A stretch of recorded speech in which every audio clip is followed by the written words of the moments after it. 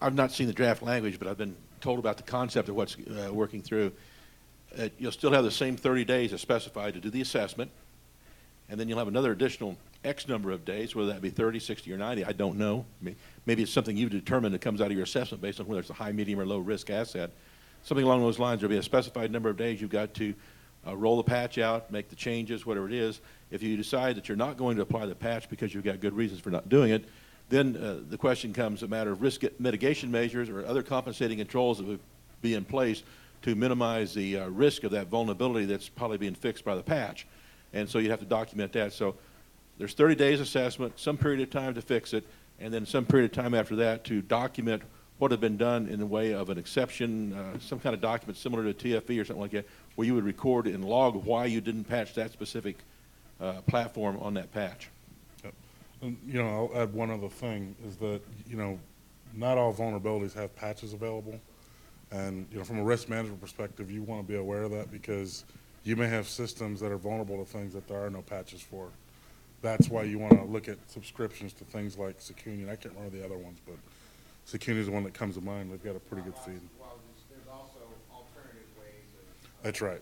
controlling against that, firewall rules, other additional, obviously you can talk to McAfee and they'll give you, or Smith or whoever, and give you any number of ways that you can counter Yep. that through antivirus, through HIPs, through. And that's exactly what you want to think about is that. Is that addressed in the standards as well? No, I don't think it is, but I think it's a, you know, I mean, this is real protection. I mean, we're really, this is going to, if you don't do this, it's going to be a problem. You're probably going to, this is like the real threat kind of thing, is that the people creating viruses and using it to. One of the issues is that McAfee and other, particularly whitelist vendors, are making and saying, you can adjust the time frame with which you patch if you implement whitelisting or other things. So, you know, pretty good evidence to show that you can balance that out, and it actually is better for your environment because patches create crashes and other problems that, you know, create, in addition to the time and effort to do that.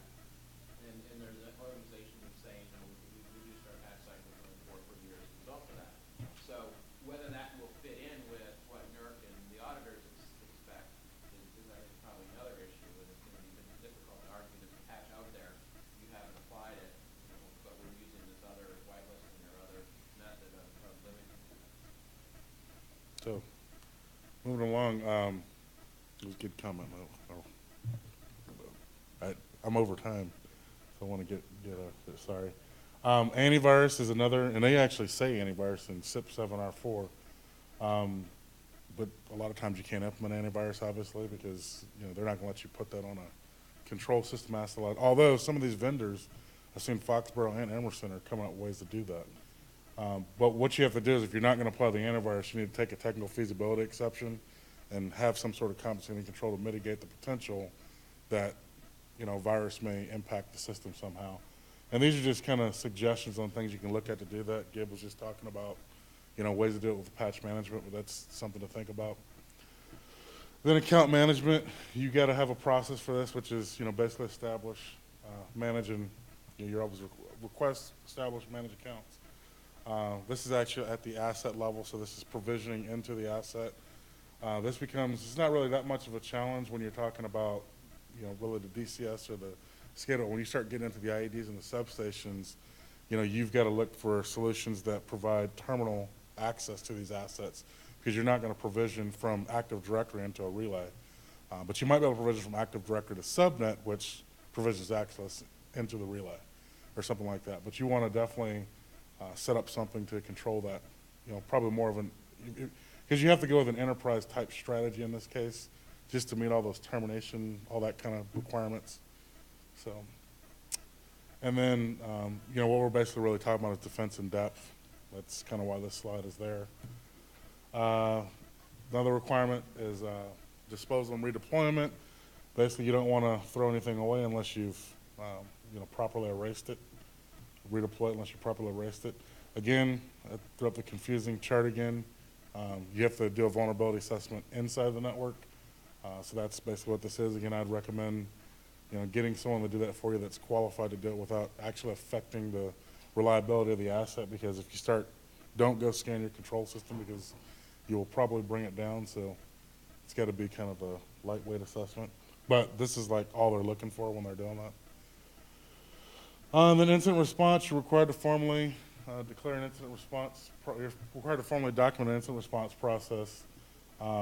You've got to have a method to report things to ES Isaac. One of the ways to do this is to, there's certain incidents that are applicable to, that aren't reportable basically. They're kind of routine things that happen. I don't know what that really means, but you basically want to, the critical things get reported to ES Isaac, and everything else is, you kind of have a process to deal with it. This is kind of the basic premise. I would recommend using, I think it's NIST 861 as guidance to develop your incident response process. What that document basically says, and there's other, ISO's got some and there's others, but you want to have the ability to identify an incident.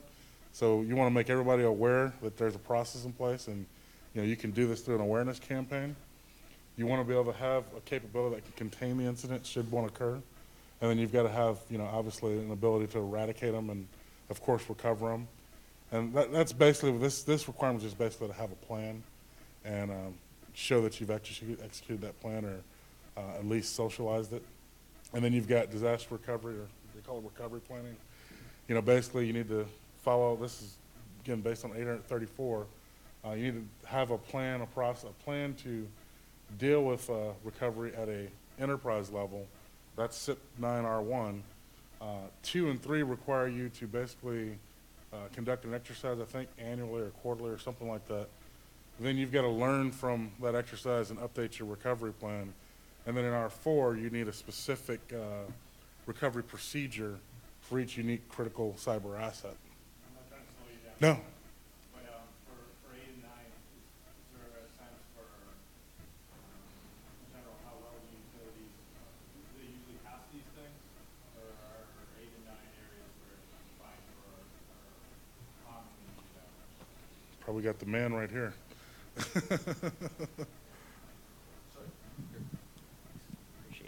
So I would say, based on my experience, what I've seen out there is everyone is doing fairly well. I think overwhelmingly these are the most successful during audits. There's certainly those that have had violations, but typically why they're successful is because there's already good models for incident response.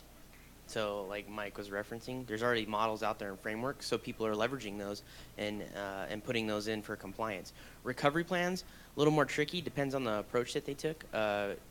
Specifically, what we were always looking for were specific actions to recover individual cyber assets. So how do you recover that Windows box? How do you recover? Is that R4? That's R4, right? For recovery? CIP 9R4. Yeah, if you're talking about backup and restore, backup and restore procedures. So we're looking for the recovery plans that house that type of information. So that was where we saw more violations, was in the failure to do that. Quick follow-on, do you feel that, we'll stick with 9, that 9 has driven demonstrable improvement in preparation? Meaning before 6 showed up in 2008, this wasn't I'm sure practice, or not really, this is just documentation that keeps on. I think that it has increased the level of detail and granularity on standard business continuity practice. So they're leveraging their current BC and DR plans, and now they're including more detail for cyber assets. So I think there has been a demonstrable increase in the level of detail that's provided in those plans. Sorry, one more on 8. If entities are getting 8 right most of the time, does that mean that there is that there's been a number of incident reports to NERC? Is NERC building up a database of these incidents? And if so, are they ever going to release any of that information? Because, as was pointed out earlier, one of the issues is awareness. And one way to produce awareness is to tell people how many and what kind of incidents are occurring. So we had this discussion at lunch, actually, where we're talking about that very same issue. Yeah, I mean, we're required to give, if we have an incident, we're required to report to ES Isaac, obviously. But I think there's going to be a lot of pushback on releasing that information publicly or to anyone else, because, then we're liable for, something, you know what I'm saying? It creates a heightened liability environment. And Yeah, I certainly understand that you can't release anything that would identify an entity. Mm-hmm. But even one statistic, nationwide or North America wide, saying, here's how many incidents there were and here's the breakdown. I don't think that could possibly identify an entity, but it would be a huge thing for awareness. I know they already publish incidents on NERC's website or WEC's website. Not cyber, they're just cyber incidents, as Joe Weiss likes to call it. Yeah, like a dam broke and, yeah, that stuff. I don't think they say if it's cybersecurity or not. So the team I work in NERC, it's run by Tim Roxy, and we report to Mark Weatherford, and we are somewhat divorced from the CIP or from the CIP standard realm. We're under the same umbrella, so I work alongside the CIP people, from the people that develop the standards to the auditor types or audit what's the word, observers, but our team in particular works really closely with the ESI SEC, and there are design ideas on the table and stuff right now to really enhance the capabilities of the ISAC. I can't really speak to it because it's all at upper management. They're making decisions on exactly how they want to do it. But there has been a lot of concerns, from the industry. People have said, why can't we have an ISAC that does this and this? And your sentiment is echoed, real loudly throughout the industry. So I believe that in the near future, you'll probably see something come down the pipe that says, here's what you can expect from the SISAC. And it's going to take industry support, huge amounts of industry support. It's going to take finances. It's going to take all the logistics. It's going to take really close working relationship with the regions. It's not something that NERC can just say, hey, let's do this. It's not like the NSA is for the military or something where we can just say thou shalt, and we have all this, taxpayer budget, and we can just come in and build this beautiful, situational awareness scheme or something. Let me ask you this real quick before, go ahead and you can give it to Jim. How do you guys, how are you addressing, because I'm not saying that we see it this way, but utilities may potentially perceive that if we give you that data, or if they give you that data, then we're gonna be under investigation by FERC or something like that. And I think that's a lot of a problem, is that you're viewed as, if you work for NERC, you're an auditor, regardless of what department you work in. How are you dealing with that? It is being dealt with. Recently I don't know whoever has heard about the CIP2 sufficiency audit kind of thing that went on this year. Jim was talking about it. Okay. And there's other sufficiency audits that are underway, or sufficiency, the word's not audit, what is it? Review? Campaign, okay, yeah, review, whatever. Conflict, no. Oh, yeah. Is this going to be published on the internet? So, okay. My name is Tim Roxy. No. Anyway, there's going to be, there are concerted efforts that are being taken right now in order to, for one thing, if I was doing a sufficiency type of review, or if I was coming in and doing an exercise, there are entities that have volunteered and said, yeah, we want to take part in an exercise if you won't publish anything about who we are, and we just go into the general pool of statistics. I have no problem with that, and at the same time, I'll be able to glean the benefit, because right now I would have to pay hundreds of thousands of dollars to get some one of the big five or something to come in and do this for me. So some people are stepping up to the plate. Other ones say, I'm going to be a wallflower. You don't even know who I am. I don't even want to be registered. I'm trying to find crafty ways of divvying out assets in such a way that I don't have to be on the registry at all. So there's all different levels of participation in it. But if I'm doing a sufficiency review, or I'm doing some sort of an exercise type of thing, and somebody comes up to me and says, hey, guess what? I should be self-reporting. I don't even ever change password. There's going to be a point where I have to say, okay, look, I'm going to have to recommend that you self-report. You're going to have to go talk to someone else. I'm going to point them to somebody that works on the compliance side. But we are completely, I'm not there to collect information, about how a person stacks up with CIP. If you're talking about Aurora, we're there. If you're talking about Conficker, any kind of an actual threat to the reliability of the bulk electric system, that's what we're about. So at this point, But that'll trigger an investigation, though, right? If you're investigating Conficker or whatever, right? No. It won't. So you're there just to help. Right. Unless while I'm there, something blatant, someone comes up and says, and they admit, hey, guess what? I don't ever. See, I think the problem you're going to have is that just the mere fact that there's any possibility that can happen. Right. That's why I almost think that Isaac has to be a different, Department of Justice or somebody. Yeah. that's not, without the ability to do that, because I definitely see that as a concern. There's been some conversations on that very thing, and part of the conversations involve looking at the model the aviation industry uses with the FAA as a regulatory arm, and with the NASA as a safety and security and reliability arm, for lack of a better term. If a pilot has a flying safety issue, he files a safety report with NASA, and NASA looks at it from a safety, loss of life perspective, and they go after airlines in terms of notices and so forth that go out.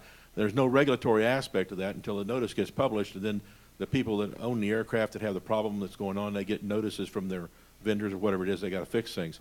So that's separate and segregated from the FAA compliance side of the house. We could do something similar to that in the electricity industry, and I think DOE has started to kind of lay the groundwork for it, though I've talked to some of their political folks up there, and they're not ready to step up and say, we're ready to do that. But they've recently opened up an FOA, a funding opportunity announcement, last year about this time, and they awarded a contract to EnergySec and EPRI to perform a national electric sector security coordination office called NESCO. And a lot of you guys know Patrick Miller and Seth Bumgardner and Stacy Breslin and all those folks out of WEC again. Those WEC guys get around a lot. Yeah. But they're setting up some information sharing functions there. So that is another alternative. I'm not sure, and I've talked to Mark Weatherford a couple of times about how NESCO is going to function with the electric sector, ISAC, and so forth. And I think we're still working on the who's going to be responsible for what, but there's enough there to go around. We need to find out a way to do that. But despite all these things that are going on, if you take a look at the reporting standards for incidents and things like that that occur, and I know how it is at my place, and I'll fess up to it, we look at everything that might take place, and we work very hard to make sure there's nothing reportable to NERC out of that. For example, if I got a desktop that gets infected by a virus, it's an enterprise desktop, it's not used for connectivity to critical cyber assets, et cetera, et cetera. There's no reason in the world I've got any CIP cybersecurity requirement that's been violated or any reporting requirements per that. Now, the fact that I've had a desktop that might have gotten infected by a virus, that might be useful information, how it got there and so forth to the electric sector ISAC. But I can tell you right now that my company and just about any other company you talk to is not going to report that because there's no requirement to report it. Now, I know there's an effort going on right now within NERC to take a look at all the different reporting requirements that are in the reliability thing, and I saw a draft floating around the other day that talked and outlined four levels of reporting requirements for the industry. So we're looking at what needs to be done there, as far, what needs to be reported, not for cybersecurity standards compliance, but for network hygiene. Because if we don't know what's happening in the infrastructure out there, how in the world are we supposed to be able to react to it? So there's a need to be able to do that. I personally, Jim Britton speaking, have difficulty with that being in the NERC function because I'm basically handing the auditors and the compliance folks some hammers and nails that they might be able to come back and cause me difficulty with. And I got a problem with that separation of duty there. I've got the most tremendous respect for the entire NERC CIP staff up there. Those guys really know what they're doing. Tim Roxy and Mark and so forth, they put together, they're headed toward a world. Yeah, Steve Applegate, don't forget. Yeah. No. Well, yeah, Steve too. I've never met with Steve before today, so. But the guys I know up there, they're building a world-class organization up there. That's their goal. And I think given a couple of years, they're going to really have that place turned around. It's going to rock. But they got a rough road ahead of the next 18 months, and they need to know what's happening out there. And given the structure they're stuck with right now, it's hard for them to get the information they need so they can do the job. Just briefly, and it's always bad to comment on publicly disclosed information because there's always more to it. But the Lower Colorado River Authority was the one example where they were getting beaten up for who knows why they were allowing their SCADA system to be directly scanned by the internet, which according to the article was what was happening. But the impression was led that they were probed, not even broken into, and they reported it and they were punished for it. Now again, there's probably more to the story, and there was things maybe that they were doing that they shouldn't have been doing. But that's the impression I think the industry gets is they were trying to do the right thing, and somebody basically slammed them down and said you guys are in trouble. Now, for what it's worth, the general manager of the Lower Colorado River Authority got an opportunity to go up, not only talk to the City Commission of Austin where they're at, but he also got a chance to go up to the State Senate Committee and explain to them what had happened, why they reported a port scan, and so and none of the people that were asking these questions understood what was even going on.